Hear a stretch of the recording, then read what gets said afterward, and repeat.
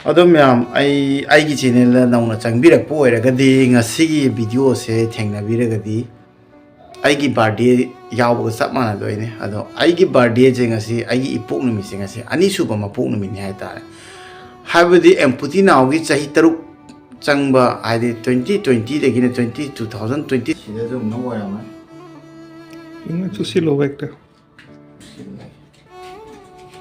Ma'am mama सिदा लेरे अदुगा मागी सिदा ममाइदे सोमदो कंगे मैमना विश तौरपदे थुना फरे हाइतारे सोमदे गोमि मैमना विश तौरपदे थुना फरे अदुगा चटपसु ngame हाइतारे अदुगा सोमदे बवा लेरे ममाइ थोको फे कापनी वो बदल खुबा ए इमा किसे तौरो वांगो Happy birthday to you. Happy birthday to everybody now.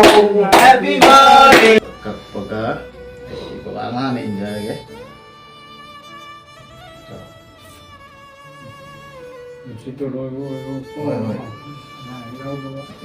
Video ni.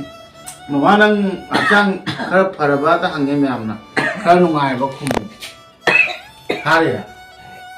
Singkat ya.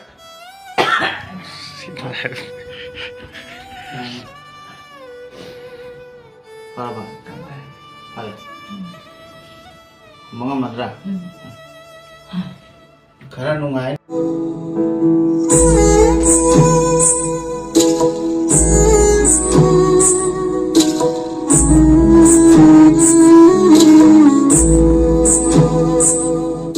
Ahan memaktada Empathy Now channel ko yung biri ba may puno po Empathy Now na taram nok chari aduga handak 2026 ki kwaya han ba video je doi ne video si je hi gi ai am ta hap ri ha tare ko hap to bai maram yam je na kang biram mani Empathy Now gi mama se masang am da ba aduga handak sok ki ba thok to adamai na hoji khara phagale myam gi wish ta gi aduga mama do chat pa su ngamme adamai na ai de khara dum koksa bagi hai tare ko jim the problem thok bagi video ka number yam ma ken oi da bai tar sang ja da bai tar mama gi khali an adom yam ai gi channel la nauna changbirak po oira gadi ngasi gi video se thengna biragadi ai gi birthday yaw sap mana doine ado ai gi birthday je ngasi ai gi ipok numi se ngasi ani su ba ma pok numi ni hai tare habdi Empathy Now gi chahi taruk changba आइदि 2020 दगिने 2026 फावाय चाही तरुक निको आदो चाही तरुक सुबा हाय तारे 20 दगिने 21 22 23 24 25 26 को चाही तरुक सुजारे आइगी अनौब मपोक से हाय तारे अनौब मपोक हायरगना मैम आइसे खंगद्रगदि आइगी वीडियो नौना चंगा पोयरगदि आइना हायजनिंगबदि हाय तारे को आइसे ख्वा हामदा इसा इपोक नुमिने मा लैजारे को November 29 da ado masigi ipong numi se ai thoidau na ka hena adam lai ningkham thokpa ninga aduga aigi mama ba ga dum ahau thum chare isi naw ko inaw ni pa pula saga da basare ko adamai tauna adamai lang thoeba adubu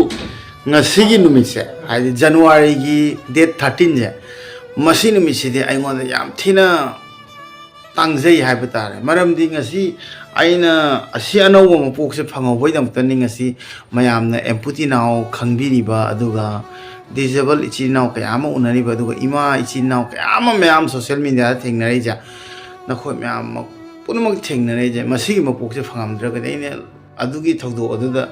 khong tatpani khangde khong tekpani khangde yam aruba thogdok accident dagi hingakpani isorna ise amuka anawa mapo ang pibiram mani hai tare aduna hanagi ai isamaka hojiki punchi khoinga yam thina khenai aduna khong chatpa tamak pane kaina angang masama punchi mahor ko samane aduna January date 13 je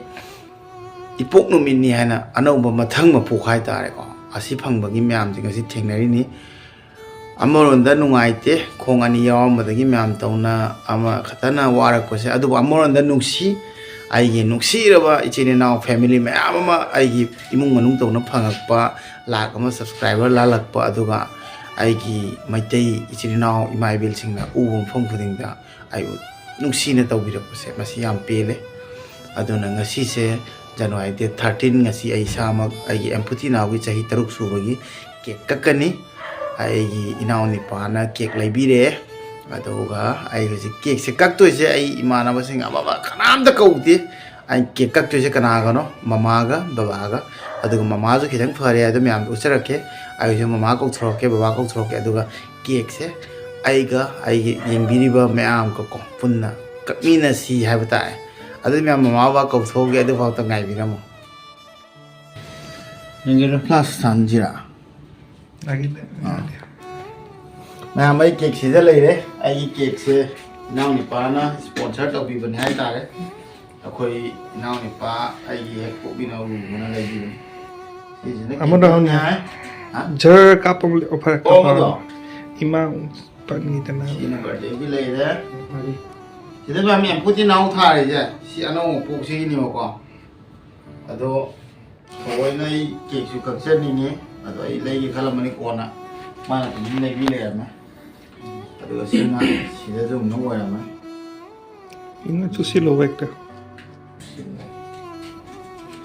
मैं mama सीधे ले रहे अदुगा मागी सिदा ममाइदे सोमदो कंगे मयामना wish तौरपदे थुना फरे हाइतारे Somde गोमि मियामना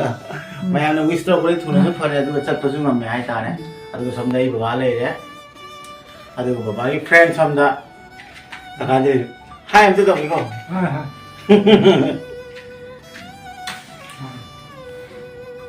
Udah betul le orang ni. Tak sedar. Mother का आएंगे मदर का आएंगे बदल लाके बदल लाके हम सीधे इन Half video dah. कयम उठाई दरंगा कोई हम वीडियो करेंगे अदुगा सोमदो आइगी नुक्सिरबा ब्रदर बदल लेरे हना मनि पुचपदा मा याउदोइनेगा हाय हमते दबिरो अदुगा सोमदा आइगी नुक्सिरबा असामिस फ्रेंड गिटार हाय कोइ अदो आइदी कौबा नते असाना दुम आइदी लापदा चाना हि बाय तारे कोना आइदी ममा बागा तनि कक्के हना लेमजे अदो लापा से दाउगी वाई हाय तारे कोना Mama itu ko phe kapan ni wo. बदल खुबा Eh, iman kita tahu. Uang dulu. Happy birthday to you. Happy birthday to everybody now. Happy birthday to you. Happy birthday नमस्कार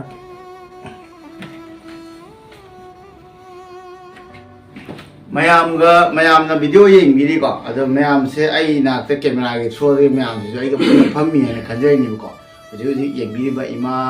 ची इचन इयाम्बा काका बाबा इची नाउसी लोइदम पोइरे नुसीना हाइजैसिनी आइना कइबा केक असे आई गे mama बाबा खता कपनते अदोना मयाम share तौरैनी आई video मसी तुमिना खोइदा तुम तौबा याने दुबो मसीदी आइना शेयर तौदबा यादि आई शेयर तौजरकने अदो कप्पा होरे अदो कप्पगा आई बाबा ngana injage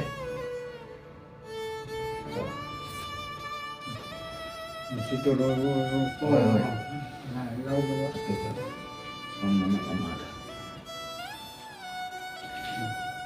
अदो आई मोना जे इलल लगे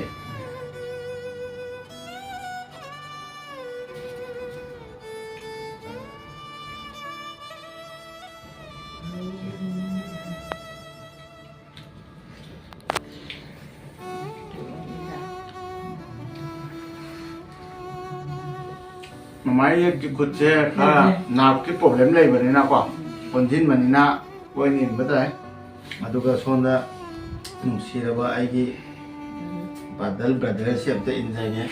mani mane bole awda mani mane ko thawa apa mada mane na workshop ta aduga guitar tho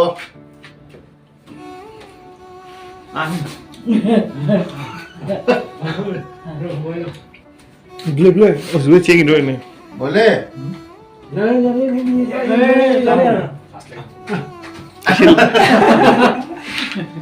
Sini ma'am, ngasigi ay na semjari ba video se ate kenta na te ay ngasi tayo pan kung sise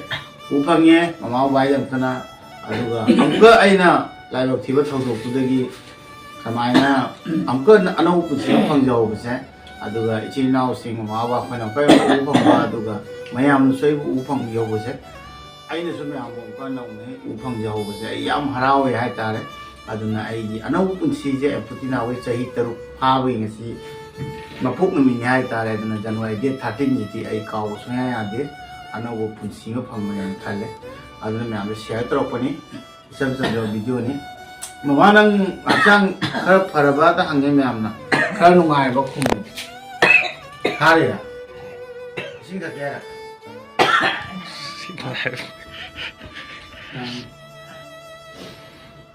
pharaba hari mga madra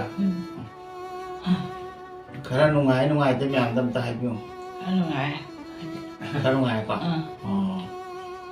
aduga mamagi anambasu babana tani 24 hour care tawise aduga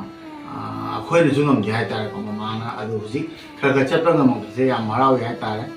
aduga adom da su aina satpada mama khoi khani ya tare aduna mana sonjil la ga de ayona farak ta doini ado mamana kanghala ko ge ji mani pudam sappa ngam ba nya tare aduga bawasu mayamda kaya ningi ai ngasi pung mayamda yang hajani mati asi janpa yaimagi birthday celebration sida haru yabi ba jai su aitare purama kuena thakachari lona ngasi ge khoji janpa gi birthday celebration sida koina kami pro lagi kami masih Bangkok dari ba kokun ini kalau sudah ni yang kami di bekerja sino mai ben pernah terus hajar di sini jangan pas lagi kilo rabani aduh isu cepat lagi isu nongdam lagi ngasih kong nama suai lebih masih dia mai masuk mana pun memang tidak bangamba kami besar yang lain mayam wi asirwad lagi maga ngasi cipta kaiduna aku ni marata tindana ngasi dai mase mayam wi asirwad lagi pangmanya ina thakat jai aduna mayam khuding ma ko ina noruna kuram jari amasung matam khuding ma cha chan pa sibu mayam na nusibiba amasung thakat biba kunchi toloiba bol pina biba sidang ina satok dai mayam le aduh mayam ngasi video se masih mentang solution je lagi atai video dong thengna si aduh mayam mamana oi dudi ani ko bye bye langsung bye bye video 나도 그렇게 하는구나. 나도 다 형들. bye bye bye bye 자, 클로즈업.